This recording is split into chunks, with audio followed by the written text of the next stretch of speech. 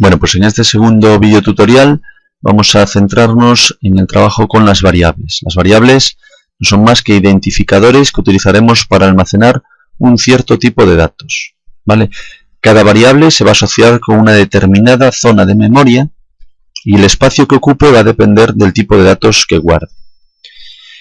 Bueno, pues para trabajar con variables, lo primero que hay que hacer es declararlas, decirle al compilador cuánto espacio vamos a necesitar.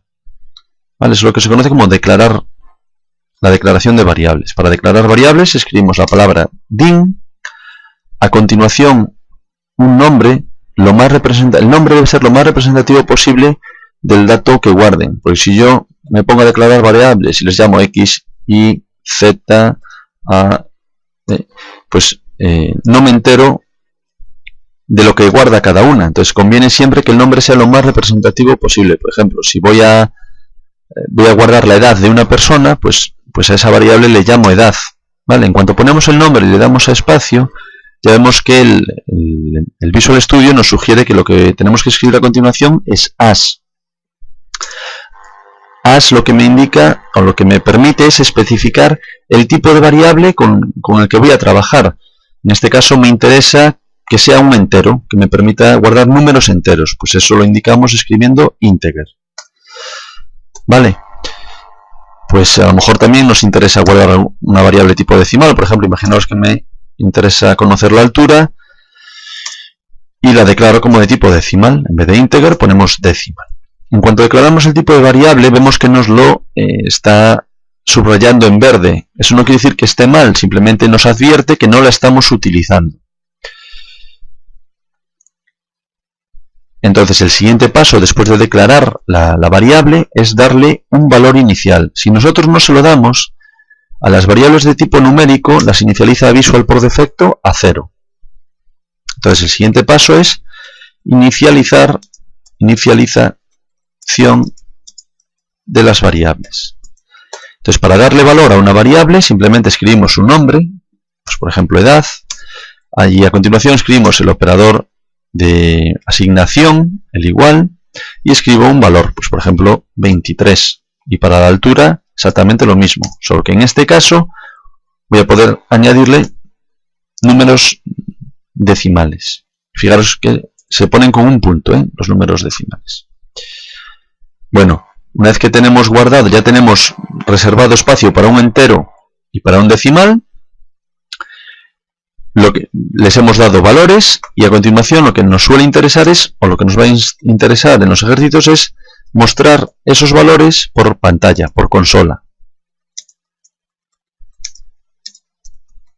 Bien para asegurarnos de que los hemos guardado bien o de que tienen el valor que a nosotros nos interesa. Entonces para mostrar mensajes por pantalla, console.writeLine, como vimos en el primer vídeo. Y ahora no quiero ver un texto, en principio solo quiero ver el valor de la variable. Pues ponemos el nombre de la variable sin más, sin necesidad de escribir comillas dobles. Y altura, por ejemplo. Si depuramos esto, F5, vemos ahí, tenemos los dos valores, ¿vale? Fijaros en un detalle que puede dar lugar a errores ahora al principio, es que la consola, los decimales, los escribe y los entiende con coma. 1,78, a pesar de que nosotros por código se lo daremos con un punto, ¿vale? Quedaros con esto porque luego cuando aprendamos a leer por consola valores decimales los tendréis que escribir con una coma y no como un punto, que es como los guarda cuando estamos dándole valores por el código. Bueno, entonces os fijasteis que el mensaje era un poco triste, simplemente veíamos los dos números, pero si esto es un mensaje que se le está dando al usuario, pues no se enterará de nada. Entonces lo normal es que cuando veamos por pantalla el valor de una variable informemos de qué es ese valor. Por ejemplo, aquí tendríamos que informar que la edad es de 23 años. Entonces, a este mensaje le vamos a añadir el texto, y por lo tanto, como es texto, lo escribimos entre comillas dobles. La edad es de espacio, y a continuación, para poder ver el valor de la variable, para indicarle que esto no es un texto, sino que es una variable, para concatenar este texto con esta variable, porque si lo dejo así me va a indicar un error, utilizamos el símbolo el ampersand o el i raro, como dicen los alumnos de este año. ¿Veis? Concateno. De esta manera ya estaría bien. ¿Veis? Concateno texto con el valor de una variable. Si a continuación quiero seguir escribiendo texto, pues vuelvo a abrir comillas dobles y escribir primero el ampersand, y ahora pues pongo, pues por ejemplo, años. ¿De acuerdo? Y con altura, pues exactamente lo mismo. Vamos a añadir un mensaje que informe de que la altura es de ampersand para poder añadir valor de una variable, altura. Y ahora, como quiero volver a concatenar con un texto, vuelvo a poner el ampersand, metros.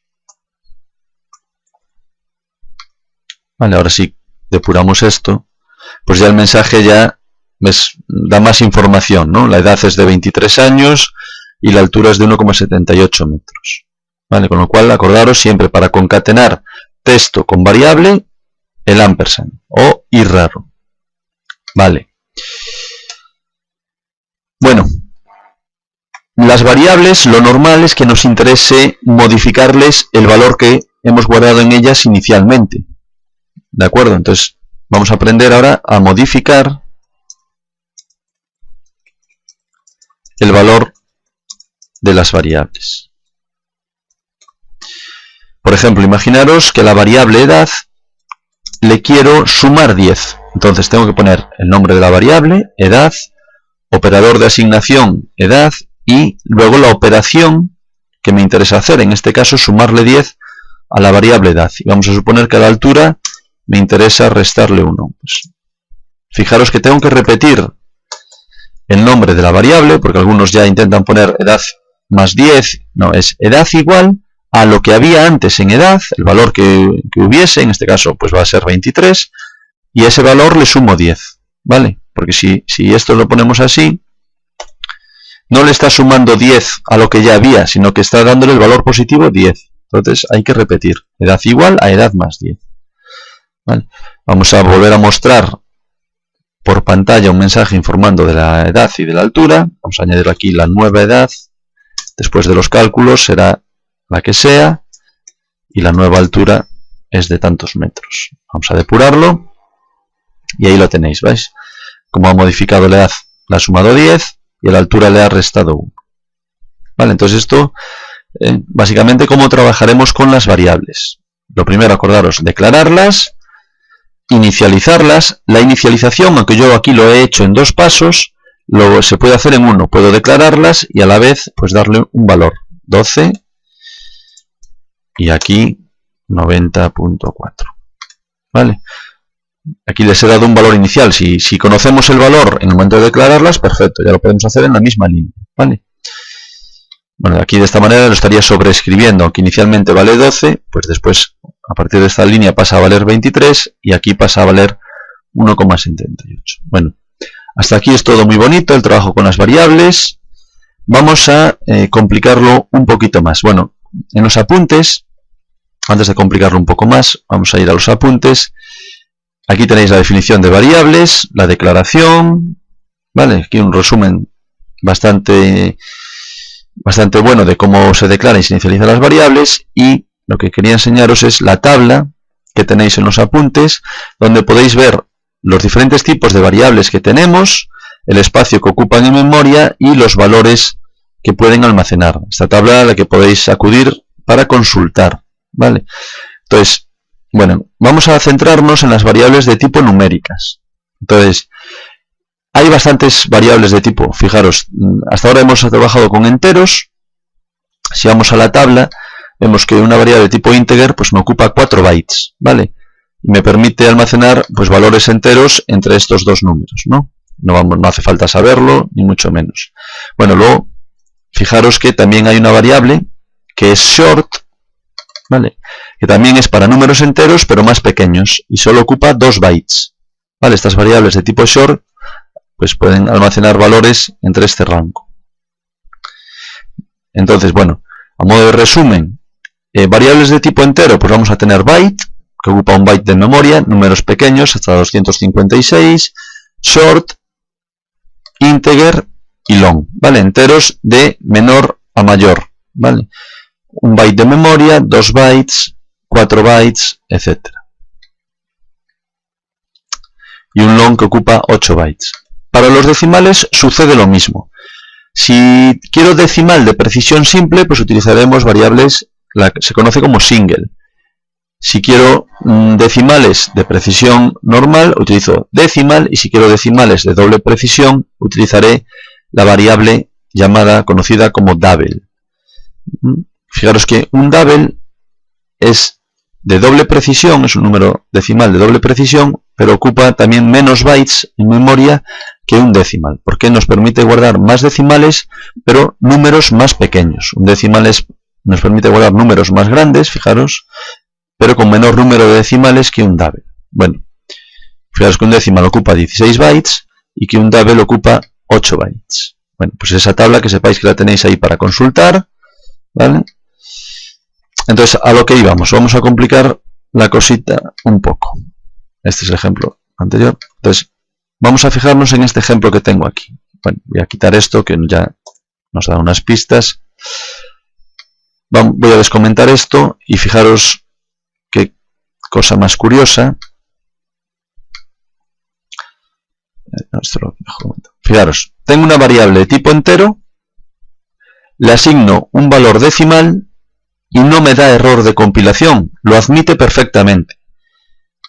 Pero vamos a tener un problema. Fijaros, yo ahora voy a mostrar por pantalla lo que vale la variable x y vamos a ver qué pasa. Y vemos un 3.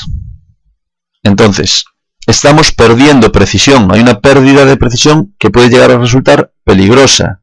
Sin embargo, no nos da error de compilación. Lo que hace es convertir este valor decimal a un entero, él, sin avisarnos, sin decirnos que está haciendo eso, pero él ya se cubre las espaldas y lo convierte a entero. A pesar de que tratamos de estar guardando un decimal, entonces lo redondea, se queda con la parte entera, lo redondea a 3, si esto estuviese más cerca del 4, pues seguramente lo que veríamos sería un 4, ¿lo veis? Ahí lo tenéis. Entonces, para evitar este tipo de fallos, ¿vale? Siempre os voy a pedir que siempre activéis la siguiente opción. Siempre, antes de empezar un ejercicio, aunque yo no diga nada, siempre va a haber que escribir option strict on. De esta manera, en cuanto intentamos guardar un número decimal en una variable de tipo integer, ya nos avisa. Dice, option string on no permite la conversión implícita de double en integer. Y fijaros que dice de double, no dice de decimal. Entonces, bueno, vamos a declarar esta variable ahora como double para solucionar ese fallo y veremos que no protesta. ¿Veis? Entonces, y sin embargo, si escribo decimal, sí que va a protestar. Ahí lo tenemos. ¿Veis?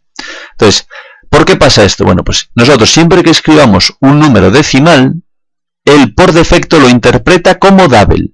Entonces aquí nos está avisando de que estamos intentando guardar una variable de tipo double, que solo ocupa 8 bytes en memoria, en una variable de tipo decimal, que ocupa 16. Entonces, para informar de que esto es de tipo decimal, lo pasamos, le ponemos una D. ¿Vale? 3.8D ya sí que indica que esto es un número de tipo decimal. Quiero guardarlo en una variable de tipo decimal. ¿Vale? Si ahora viéramos por pantalla el valor de la X, vemos que ahora sí que ya tengo 3,8. ¿De acuerdo? Bien, vamos a investigar un poco más.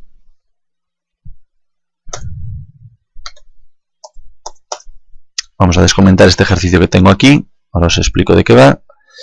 Entonces, aquí lo que tengo... bueno, este error os lo corrijo ahora. Bueno, este error es el mismo de antes. Pi, como se supone que es... Bueno, que me puede interesar tener bastante precisión, lo voy a dejar como double. Este error me lo está indicando ahí, ahora lo comentamos. Vamos a ver qué me está diciendo. Bien, me dice que no permite la conversión implícita de double en decimal. Bueno, vamos a darle aquí antes que nada un valor al radio, porque si no, pues 1.0 y D. Entonces, ¿por qué me está dando este error? Bueno, pues me está dando este error porque la variable pi es de tipo double. Y el resultado de multiplicar un double por una variable tipo decimal, como puede ser el radio, pues sigue siendo double. Y estoy intentando guardar todo eso en la variable volumen, que es de tipo decimal. ¿De acuerdo? Si esa variable, que es volumen, la declarase como double, pues ya no tendríamos ese fallo. ¿De acuerdo? Sin embargo, bueno, el ejercicio está hecho con decimal y tengo que aprender a solucionarlo de otra manera. Vamos a dejarlo ahí como decimal y vamos a ver ahora cómo solucionar este fallo. Bueno, antes que nada comentaros, veis que aquí tengo tres variables declaradas en la misma línea. Como son del mismo tipo, lo puedo hacer separada por comas. ¿Veis? Área, coma, volumen, coma, longitud, as décima. Bueno, luego aquí en la siguiente línea tengo declarada una constante. Una constante es como una variable, pero que no me va a permitir modificar su valor y me obliga a darle un valor en el momento en que la declaro, a inicializarla en el momento en que la declaro. Si yo esto lo quito de aquí, pues llora y dice que las constantes deben tener un valor. ¿Veis? Así como las variables las puedo dejar sin inicializar en el momento de declararlas, las constantes me obliga a darles un valor y no me permite modificar ese valor. Si yo ahora aquí a pi le intento dar el valor 7, pues me dice seguramente que la constante, bueno, no puede ser el destino de una asignación. Lo que nos está diciendo es que no puedo modificar su valor. Bueno, entonces, ¿cómo corregimos este fallo? Bueno, pues para corregir este fallo tenemos que hacer una conversión de tipos. Es decir, está claro que el resultado de esta operación es un double. Por lo que sea, es un double. En este caso, porque pi es double. Bueno, pues para convertir esta variable a decimal, que es el tipo de dato que es volumen, podemos utilizar la función convert.toDecimal y ponemos entre paréntesis toda la expresión anterior, y en este momento ya me hace la conversión. Ya esto que lo interpretaba como un double lo puedo guardar en una variable de tipo decimal. ¿De acuerdo? Entonces siempre vamos a poder, fijaros que va a haber un convert por cada tipo de dato que haya. Convert.toDecimal, toDouble, toInt16, que sería el equivalente a la variable short, toInt32, que sería el equivalente a integer, o toInt64, que es el equivalente a una variable de tipo long, un entero de 64 bytes, perdón. Entonces, siempre que queramos convertir variables, convertir tipos de datos para que no nos dé error de conversión, pues utilizaremos la función convert.to y a continuación el tipo de dato que nos esté solicitando. Bueno, simplemente ya para acabar con este vídeo, bueno, aquí veis que pone por radio y os estáis preguntando si es necesario, si no hay una manera más abreviada de hacerlo. Y bueno, como siempre la respuesta es sí. Y aprovechamos para introducir una biblioteca que es la biblioteca matemática, que es math. Entonces si ponéis math. Pues tenéis un montón de funciones que os ayudan a trabajar, a realizar cálculos matemáticos. En este caso quiero calcular la potencia. Podemos escribir math.pow, abrimos paréntesis, la base, en este caso, acordaros, bueno, sería radio al cubo, en vez de radio por radio, la base es radio y el grado de la potencia es 3, pues eso lo podríais calcular escribiendo radio, 3, la base y el exponente. Bueno, fijaros que este tipo de funciones matemáticas, como nos indica aquí, devuelven un double. Esto hay que tenerlo en cuenta a la hora de gestionar el tipo de variable con el que estamos trabajando. Y nada más por hoy. Este vídeo lo vamos a dejar aquí. Ay, me está indicando aquí un fallo, perdonad, me quería despedir demasiado pronto porque me faltaba cerrar el paréntesis. Fijaros que me está dando ahí ese pequeño fallo. Bueno, pues nada más, ahora sí, ya me puedo ir. En el próximo vídeo hablaremos o aprenderemos a leer datos por teclado.